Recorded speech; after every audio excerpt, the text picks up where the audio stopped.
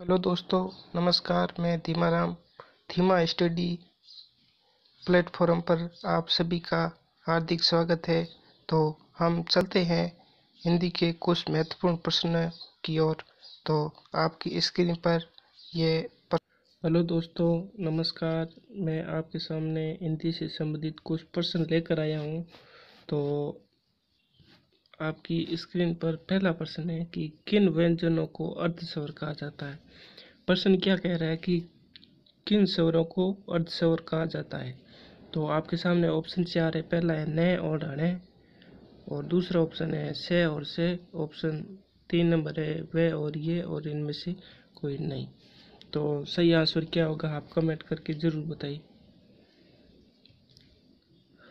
तो इसका C option right होगा। लगभग आप सभी बता रहे हैं कि सी ऑप्शन है, तो सही है। जिन्होंने भी सी ऑप्शन दिया उनका सही आंसर है।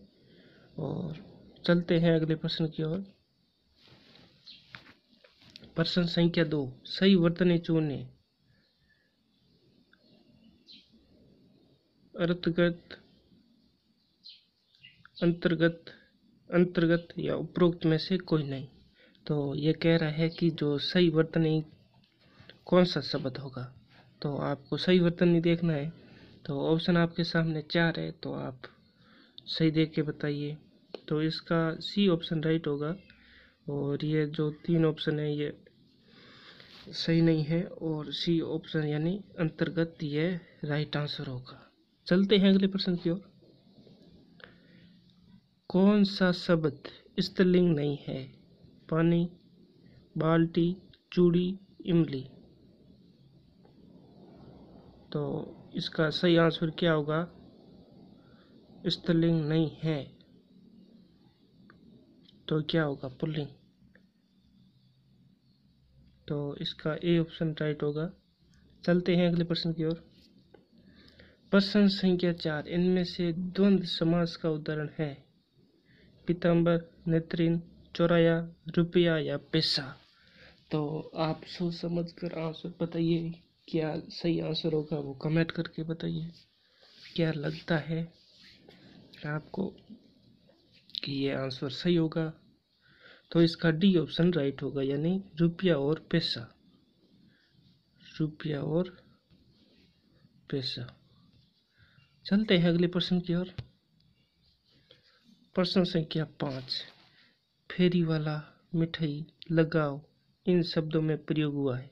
उपसर्ग, प्रत्यय, शब्द विन्यास, अप्रत्यय। तो सही आंसर क्या होगा आप कमेंट करके ज़रूर बताइए।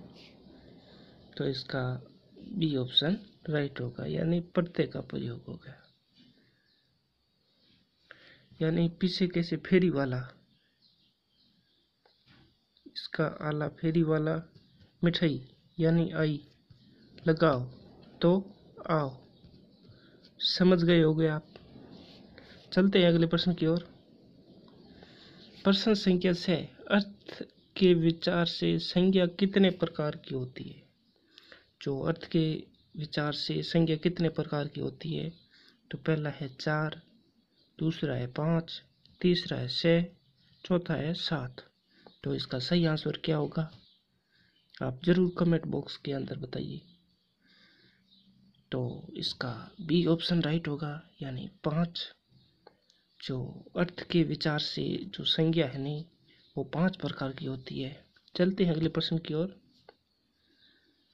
7वां प्रश्न क्या कह रहा है। जब पूछी चंपला बीच धार, छिप गया चांदनी का कंगार में कौन सा रस है। यह भी बड़ा इम्पोर्टेंट प्रश्न है।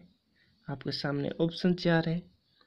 वात्सल्य, श्रृंगार, वीर, अद्भुत। तो आप सोच समझ के आंसर कमेंट बॉक्स के अंदर बता दीजिए। आपको क्या लगता है इसका सही आंसर क्या होगा। तो इसका बी ऑप्शन राइट होगा, यानी श्रृंगार।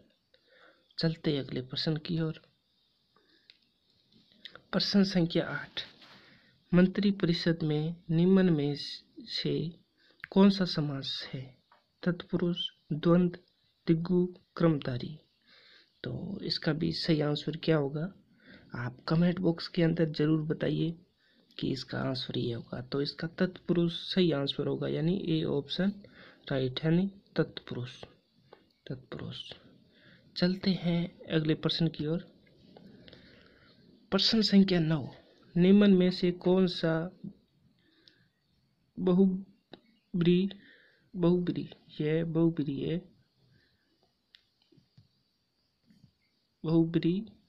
समास है? त्रिकाल, यथासंभव, भरपेट, नीलकंठ। तो आप कमेंट बॉक्स के अंदर बताइए आपको क्या लग रहा है आंसर, जल्दी कमेंट करके बताइए। तो इसका डी ऑप्शन राइट होगा, यानी नीलकंठ। D option right. चलते हैं अगले प्रश्न की ओर। प्रश्न संख्या 10, उपमेय में अपमान का आरोप होने पर अलंकार होता है। यह भी बड़ा इंपॉर्टेंट प्रश्न है। उत्प्रेक्षा, रूपक, मानवीकरण, प्रतीक। तो इस 4 ऑप्शनों में से आपको क्या लग रहा है? तो इसका बी ऑप्शन राइट होगा, यानी रूपक अलंकार होगा। यानी जो उपमेय है तो उसका अपमान होने पर जो आरोप होने का अलंकार होता है तो वो रूपक होता है। चलते हैं अगले प्रश्न की ओर। मुख बाल रवि सम लाल होकर ज्वाल सा बोधित हुआ। उपमा, रूपक, उत्प्रेक्षा, यमक। तो आप बताइए इसके अंदर सही आंसर क्या होगा, आप कमेंट बॉक्स के अंदर बता सकते हैं। तो इसका उपमा, ये ऑप्शन राइट। प्रश्न संख्या 12, उत्साह स्थायी भाव से किस रस की निष्पत्ति होती है? शांत, भयानक, शौद्र, वीर। तो आपके सामने ऑप्शन 4 है, तो इसका सही आंसर क्या होगा आप कमेंट बॉक्स के अंदर बता सकते हैं। तो डी ऑप्शन इसका राइट होगा, यानी वीर। हम चलते हैं अगले प्रश्न की ओर।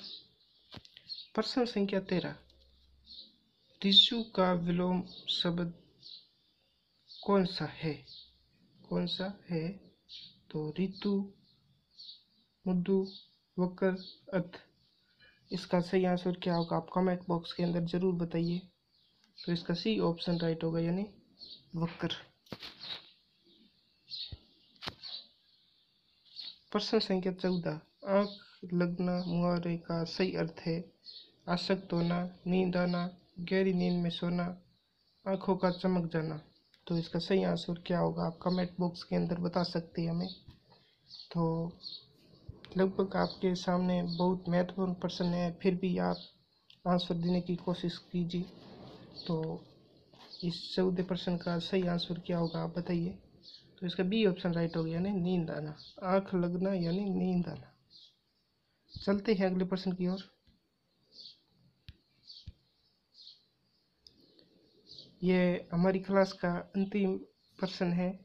तो प्रश्न नंबर 15, तपोवन में प्रयुक्त संधि का नाम है? स्वर संधि, विसर्ग संधि, व्यंजन संधि, या इनमें से कोई नहीं। तो इसका सही आंसर क्या होगा आप कमेंट बॉक्स के अंदर बता सकते हैं। तो इसका बी ऑप्शन राइट होगा। तो आज के लिए इतना ही, बाकी अगली क्लास में मिलेंगे बहुत ही जल्द। धन्यवाद।